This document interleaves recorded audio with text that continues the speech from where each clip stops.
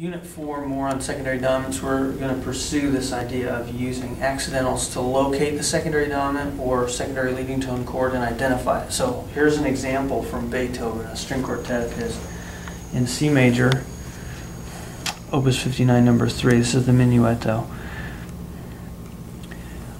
I'm looking for accidentals and I see one here, see another one there. Here's another one. This F is just restored to what it is in the key. So if you listen to this, you'll hear that we've got a half cadence there. 4-bar phrase. Here's a second 4-bar phrase that gets you to a PAC. So this is a period. They begin the same, so it's a parallel period. Because this one restarts on tonic, the second phrase restarts on tonic, you've got an interruption. So this is a parallel interrupted period. Let's look at just that first phrase because it's got all those chromaticisms that come back in the second phrase, plus one more. So we'll just deal with the first phrase of this period. When I see these accidentals, I assume leading tone because they're all raising. Now, if I see a leading tone, it could be, this is a secondary leading tone. That leading tone could be the root. If it is, it's going to be 7 diminished 7 of something. And I'm going to give you that alternate. I told you that I was going to show you two ways of doing it. We can do the slash notation that says what it's of, and you supply what it's of there.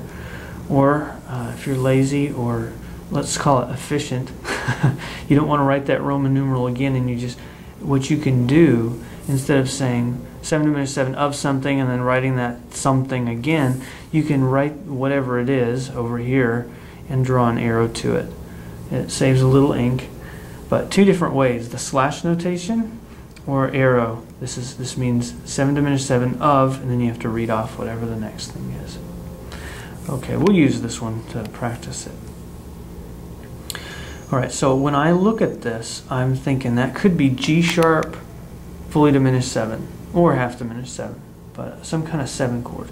The other option is that it could be part of a dominant, and you know where the leading tone comes. If this is your content here of a dominant chord, the leading tone is the chordal third.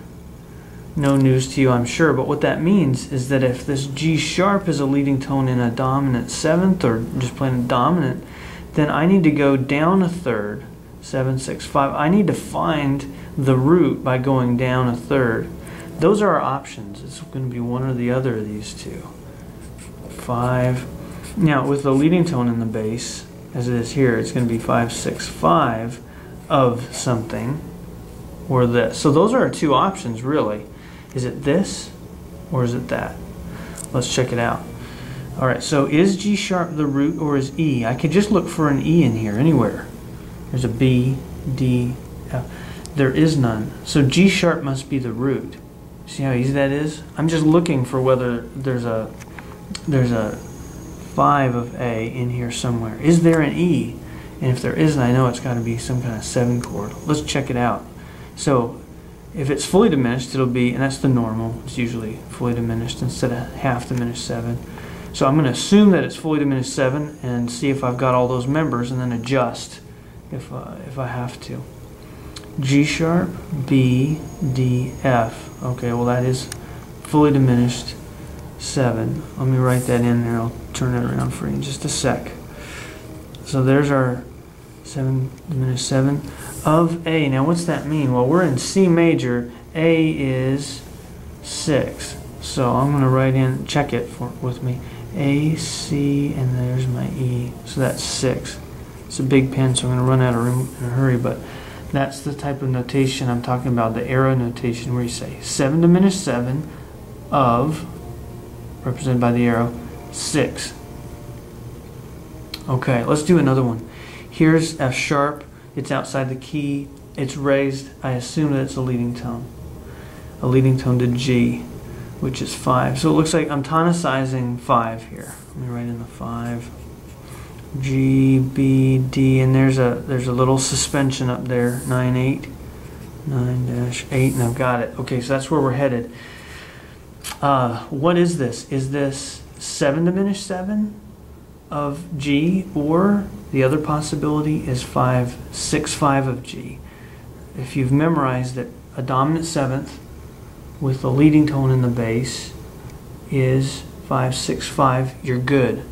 So those are two options. This or this, once again.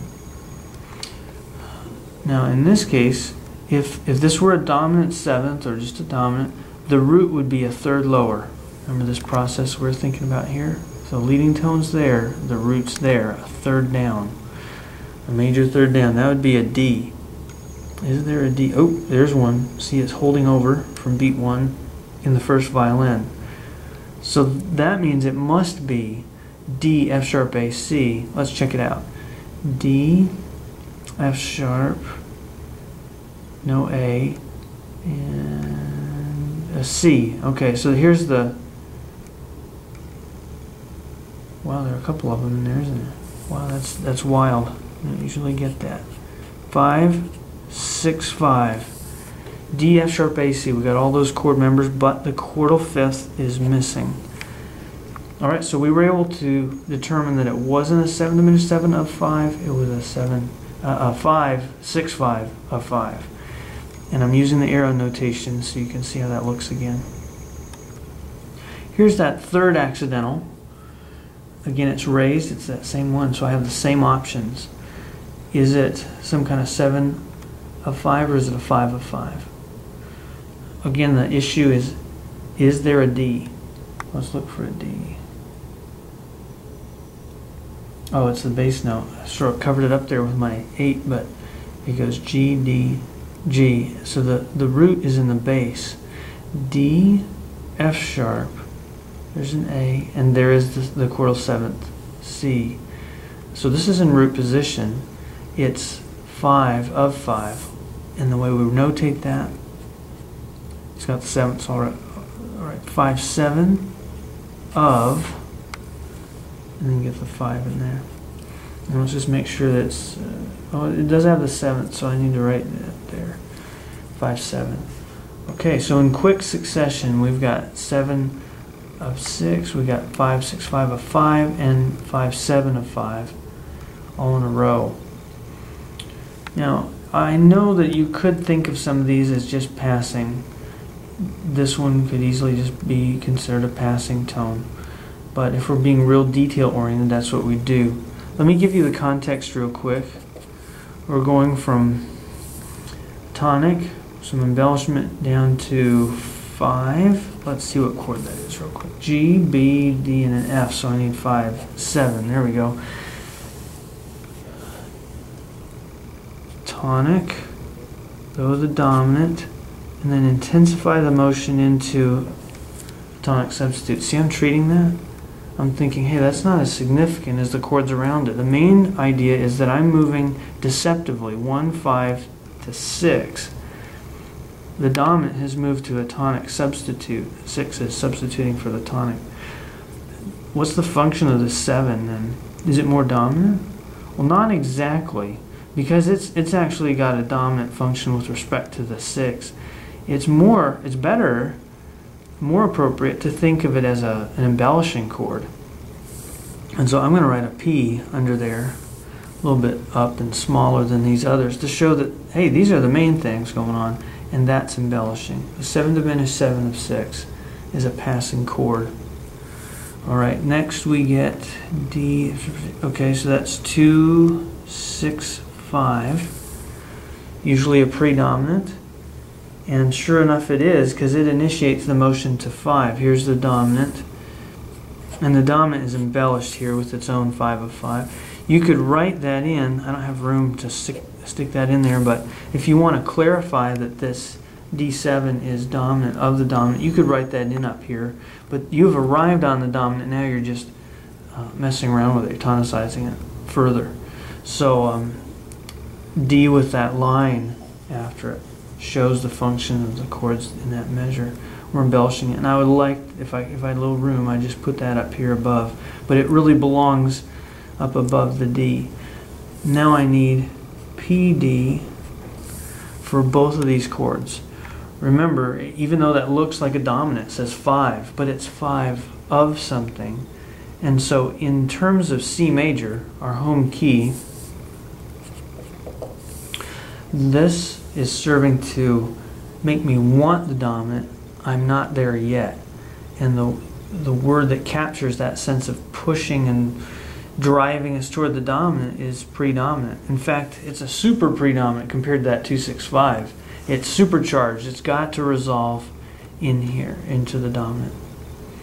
Okay, so the main thing for identifying at this first level of analysis is to use the accidentals to help you. Know what your options are. That you can have secondary leading tone, you can have secondary dominant chords, and hopefully you can just follow that procedure down the line that I mentioned. You see the accidental, you know what to suspect that note of being, and then you decide, okay, which is it? Is it the root of a chord or is it the chordal third? Then down below, make sure you don't just see a symbol that means to you dominant and write D, because it may not be. It may be a secondary dominant. And in that case, you want to think about, is it satisfying one of the main functions in a chord progression? Tonic, dominant, predominant. Is it one of those? Is it just furthering that function? Serving as, like we saw here, an intense predominant, perhaps. Option number 2, is it embellishing in some way?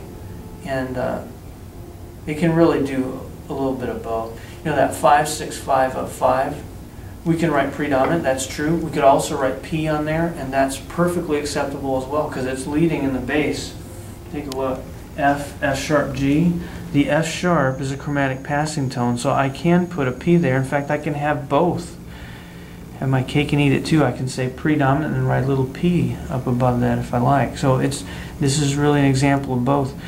This, the 7 diminished 7 of 6, with G sharp in the bass, I can't think of that as more of dominant in the main key. My only option here is passing.